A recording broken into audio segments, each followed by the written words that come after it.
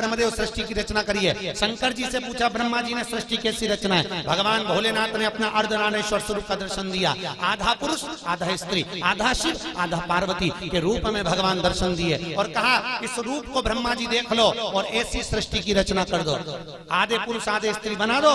ब्रह्मा जी पुरुष और स्त्री का निर्माण कर रहे थे। उन्होंने कहा, शंकर जी ने कहा आधा पुरुष आधा स्त्री बना दो, तो ब्रह्मा जी ने दोनों को भेले करके बना दिया। शंकर जी और पार्वती जी का जो स्वरूप का दर्शन करा तो पुरुष और स्त्री को दोनों को जोड़कर बना दिया। जैसे जोड़कर बनाया तो ब्रह्मा जी ने चारों तरफ किन्नरी किन्नर उत्पन्न कर दिए। चारों तरफ किन्नरों की सृष्टि हो गई।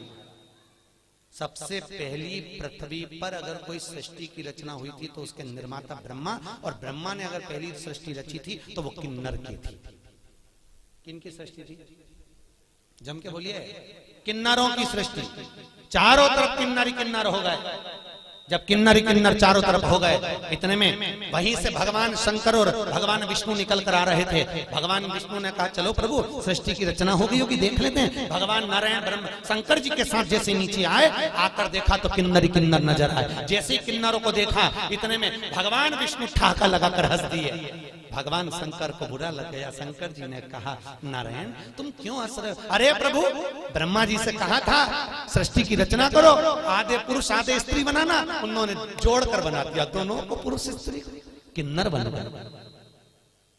शंकर भगवान बोले गलती किससे नहीं होती, ब्रह्मा से गलती हुई है तो सबरेगा सुधरेगा, पर ब्रह्मा जी से गलती हुई है, पर भगवान नारायण तुम इन किन्नरों पर हंसे हो, तुम्हें भी पृथ्वी पर जाकर किन्नर बनना पड़ेगा। किसको? जम के बोलिए। भगवान नारायण, तुम्हें पृथ्वी पर जाकर किन्नर बनना पड़ेगा।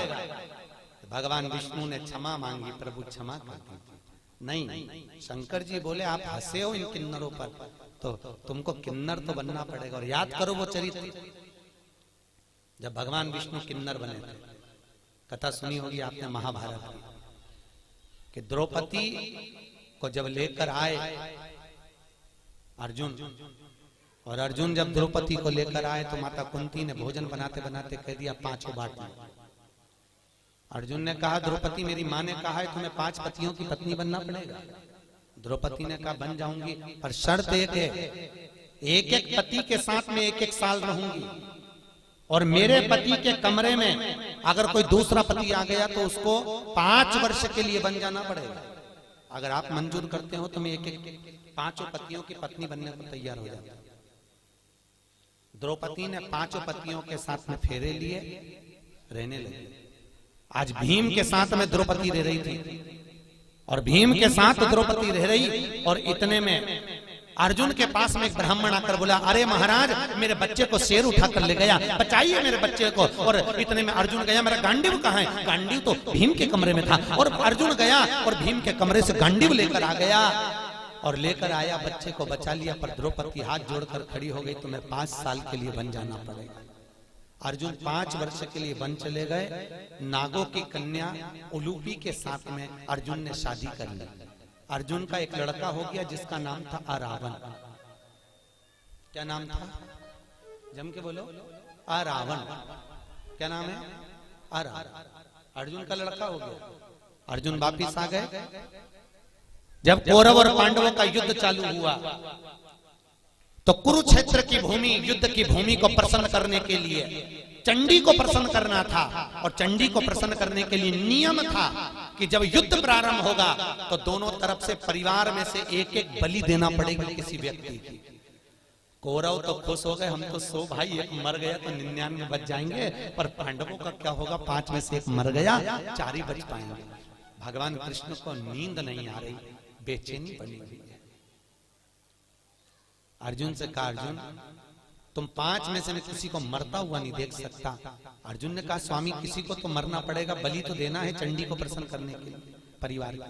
कौन देगा बलि? एक मरना। अर्जुन याद कर, तू वन गया था तो तेरा लड़का हुआ था, तू जा उस लड़के को लेकर। अर्जुन गया वन में, जब तक लड़का बड़ा हो गया था रावण, उसको लेकर आ गया। रावण हमें युद्ध में तुम्हारी जरूरत है। उसने कहा पिताजी चिंता मत करो, मैं तुम्हारे लिए प्राण देने को तैयार हूं, मरने को तैयार हूं। रावण आया भगवान द्वारकाधीश ने कहा, आ रावण, तुम कहते हो कि मैं प्राण देने को तैयार हूं, तुम्हारे प्राण चाहिए।